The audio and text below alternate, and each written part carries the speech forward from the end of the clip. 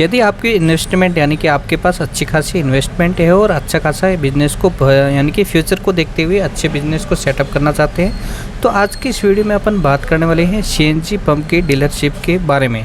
CNG pump dealership के बारे में अगर बात की जाए तो ये इंडिया के अंदर बहुत ही अच्छी खासी यानी कि ग्रोथ वाला बिजनेस है और ये नेवर ग्रीन बिजनेस है। अगर आप इसकी फ्रेंचाइजी लेते हैं तो ये कभी बंद नहीं होता है। तो इस फ्रेंचाइजी यानी कि इस डीलरशिप के अंदर आपको किन किन चीज़ों की यहाँ पे रिक्वायरमेंट होगी, आप किस टाइप से इस फ्रेंचाइजी को ले सकते हैं। जैसे कि आपने भी अगर सोच लिया है कि सीएनजी पंप की डीलरशिप लेने के लिए, तो आपको मैं बता दूं कि आप बीपीएसएल यानी कि बीपीएसएल कंपनी की फ्रेंचाइजी लेके अच्छी खासी इनकम यहाँ पे जनरेट कर सकते हैं।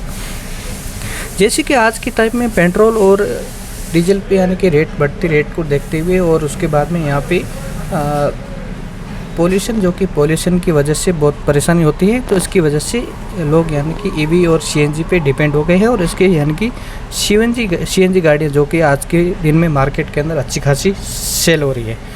तो उसके अंदर जैसे कि सीएनजी गाड़ियाँ मार्केट में आ रही है, तो जैसे कि आपकी पंप की भी डिमांड बढ़ रही है और उसके बाद में कंपनी की सेल भी यहाँ पे बढ़ रही है।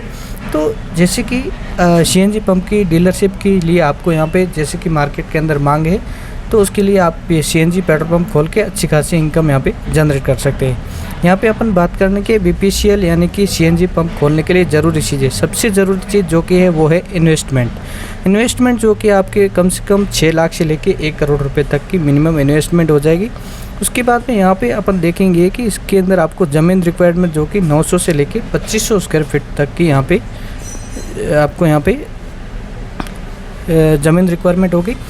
ज़मीन और इन्वेस्टमेंट की अगर बात की जाए, अगर आपके पास पहले पेट्रोल पंप चालू है और उसके ऊपर आप सीएनजी पंप खोलना चाहते हैं, तो आपको वहाँ पे कम इन्वेस्टमेंट होगी।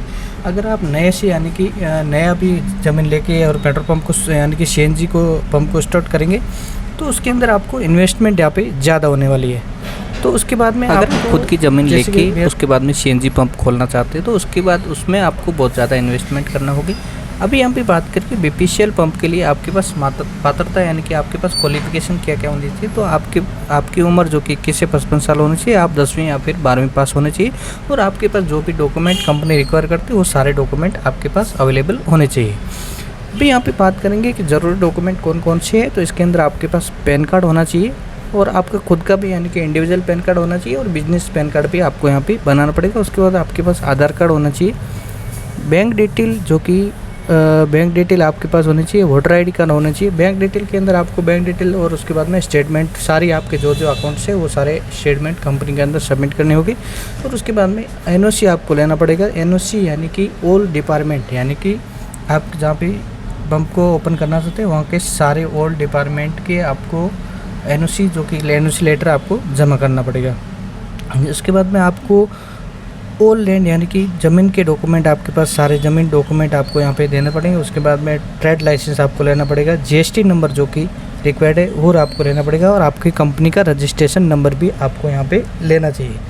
यानी कि उसके बाद में आपके जो डिपार्टमेंट है उस सबसे एनओसी लेके कंपनी के अंदर सबमिट कर सकते हैं और उसके बाद में पंप के लिए अप्लाई कर सकते हैं। और उसके अंदर आपको और कौन कौन सी चीज़ों की रिक्वायर्ड होती है वो आपको कंपनी उस टाइम बता देती है।